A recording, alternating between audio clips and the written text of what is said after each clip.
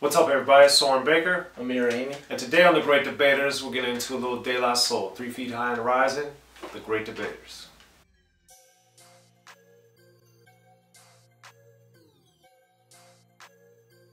Alright, Amir, so today on The Great Debaters, we are going to go through and pick our top 3 tracks on De La Soul's 3 Feet High and Rising. This is their first album. Came out in 1989. A phenomenal year in rap, as we are in the prime years of rap, in my opinion.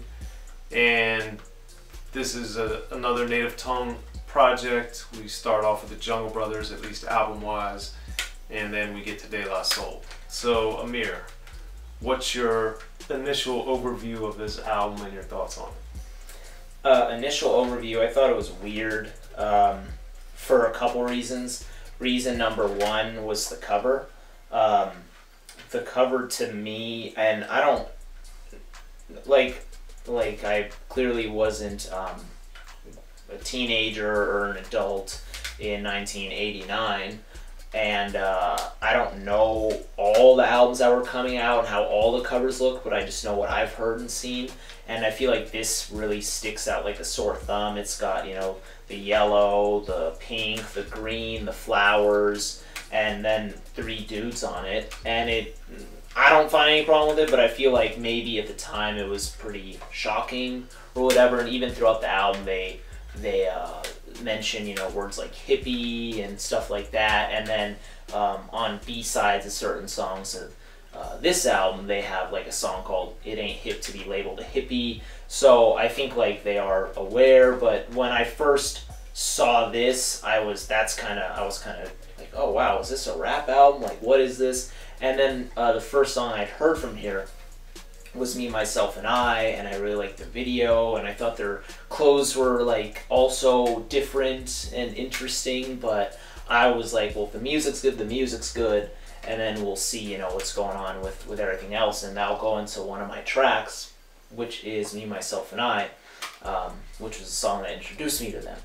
And just something about the sample they chose, the instrumental, all that just, I think, really grabs you just right then and there. I also like in the video how in the beginning you get Prince Paul in the beginning. Shout out to Prince Paul, who produced so much of this album. And that was just very cool. And then once he starts talking, or stops talking, you get into the track. And it's just them saying, you know, this is me, this is what I do, don't let the media tell you who I am, you know. And then they just keep going and going, and they bring in Q-Tip in the song for a line.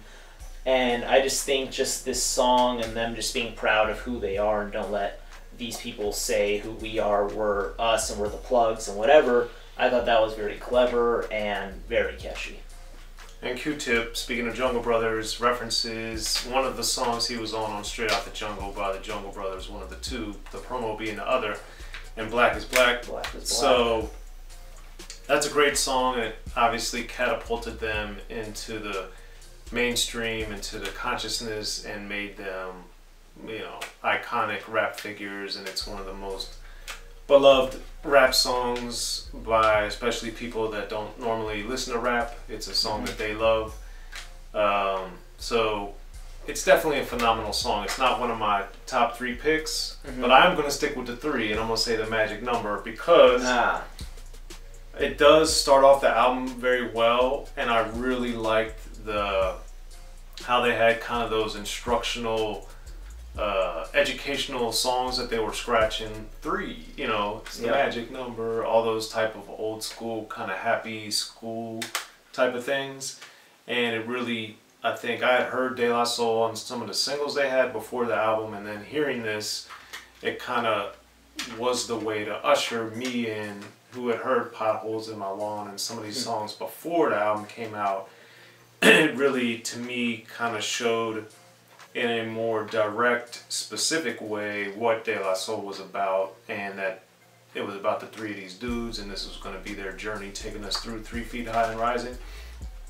And of course, for those that have followed me and seen some of my interviews, since I love scratching, this song, there's a ton of scratching on it, and the fact that they were scratching something that was very unusual, in particular really stood out to me, and I like the fact that they were relatively esoteric with what they were saying, but at the same time they were still more direct. Shout out to Czarface.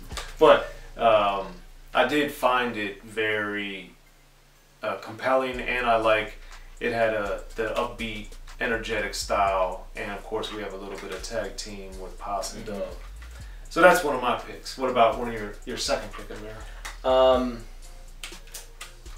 Let's see.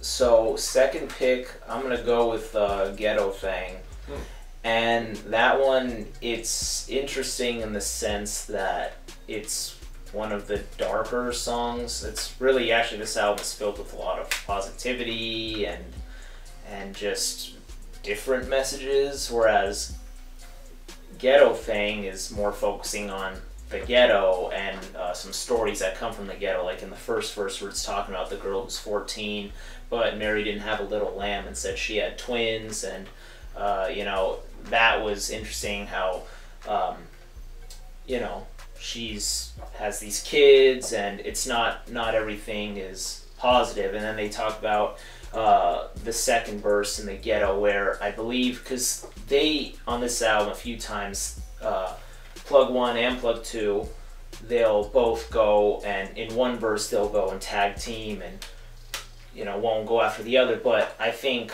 it was True Boy who in this part, he has that 3 or 4 lines where he's saying ghetto, ghetto, ghetto every other word, and then at the end of that little, just that little part where he says, if these negative things can come from the ghetto, then you can also have ghetto change and ghetto love. And I thought that was also pretty strong, because even in, you know, a negative situation, something positive can come about it. So I thought that little excerpt was not only catchy, but also had some meaning behind it. And just that instrumental as well, I really enjoy it. And I just really like that type of song. And although it wasn't in the whole positive nature of the album, it definitely stuck out, and I thought it delivered, and that's one of my picks.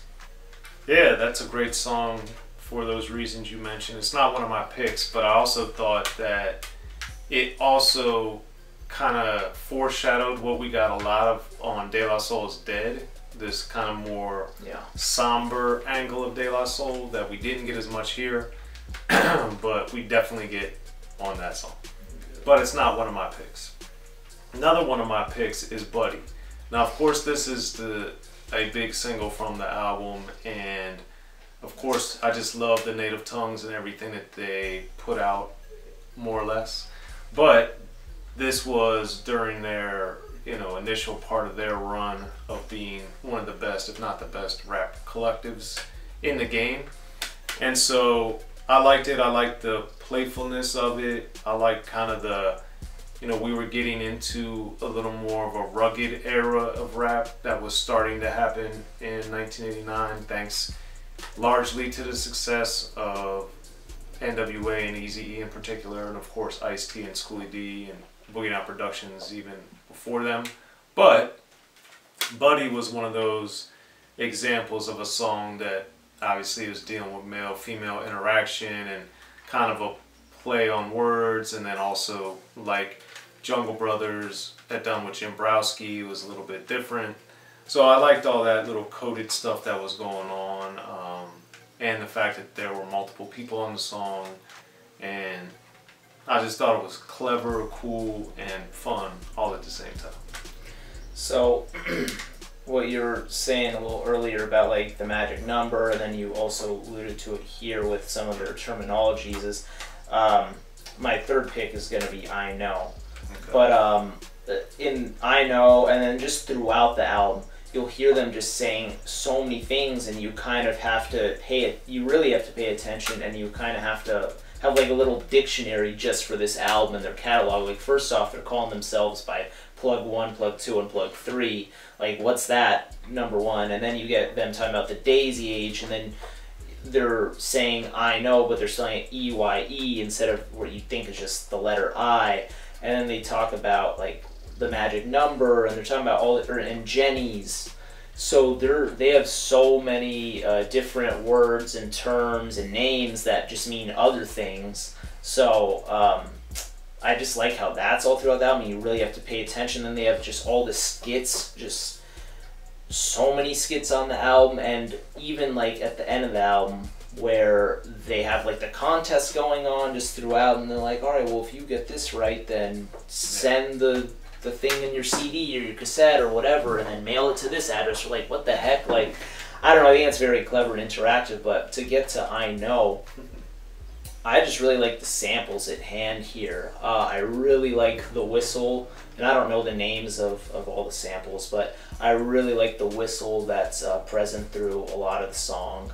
That is awesome. I like the story, you know, the love story, and then he's saying, like, you know, to our love, sex is just a molecule, and he's talking about all these other things, how they like these girls or whatever, and then he's saying he'll ditch his Jennies and other stuff. So I don't know, that song to me was clever, the instrumental was cool, and I think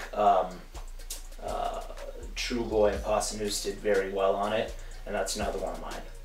Well, speaking of girls and speaking of sex, mine is Jennifer Taught Me Dormer's Revenge as my number 3 pick, because as people could probably tell from a lot of the stuff I say, I really enjoy when there's humor involved in situations, and in something like this that's a serious topic, to make it funny and to have the breaks with the piano and the different sounds and the characters, and again the coded language and stuff. Yep. I really, a lot of that. Jennifer Taught Me was just funny because it was also the guy being kind of insecure and not knowing what's going on at the same time.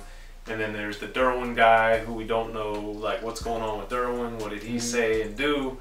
And it was just, to me, very clever and very well done, as far as like the girl having some of the power, if not all of the power, as opposed to the guy being like, yeah, this is what I did and this is what I'm going to do and all that. It was more, she's teaching him, she has the power and she has the element of strength per se in the song, or at least in elements of the song.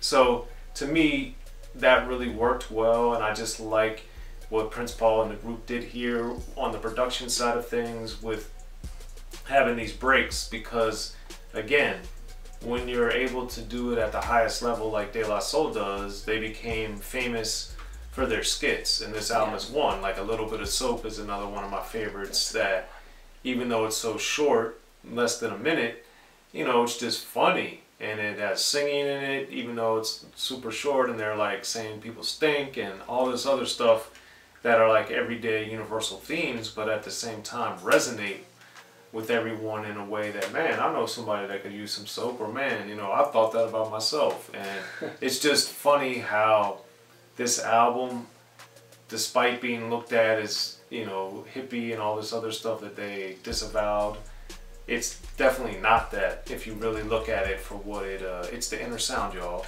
That's the Daisy Age. And on top of that, as with Amir's picks and with my picks, there's such a wide thematic range on 3 Feet High and Rising that it really is a phenomenal album, in the sense that it's not about one thing. This is really a big picture look at life and society even. And that's why it's, you know, a phenomenal project. So those are my 3 picks. We got Amir's 3 picks. But what do you guys think of De La Soul's 3 Feet High and Rising? Be sure to hit us up in the comment section. As always, like, subscribe, and share to both Unique Access Entertainment and Rappin And Snackin. We'll get back to you guys as always. Appreciate y'all, great debaters. I'm Soren Baker. Amir Rahimi. De La Soul, y'all. Be sure to check out the History of Gangster Rap by Soren Baker. He's official. History of Gangster Rap features exclusive interviews with Ice-T, Snoop Dogg, MC Ren, the DOC, and dozens of others. The History of Gangster Rap, a definitive look at how Los Angeles changed rap forever. In Los Angeles, the streets definitely set the tone of the hip-hop music. At 19, I got a $50,000 car. My whole angle always was, I'll be street, but I will always tell you the horrors that go along with this life. There will be penalties and casualties for just wearing the wrong color in somebody's neighborhood. And once gangster rap made it from the streets to the TV, the genre exploded. With Fab 5 on Young TV Back with NWA. Yo MTV, it just catapulted us from being local heroes to national gangbang rappers. The history of gangster rap discusses it all from 1980 up till today. It's always gonna be shit happening in the streets. You know what I mean? So it's always gonna be something to talk about. The history of gangster rap in stores now.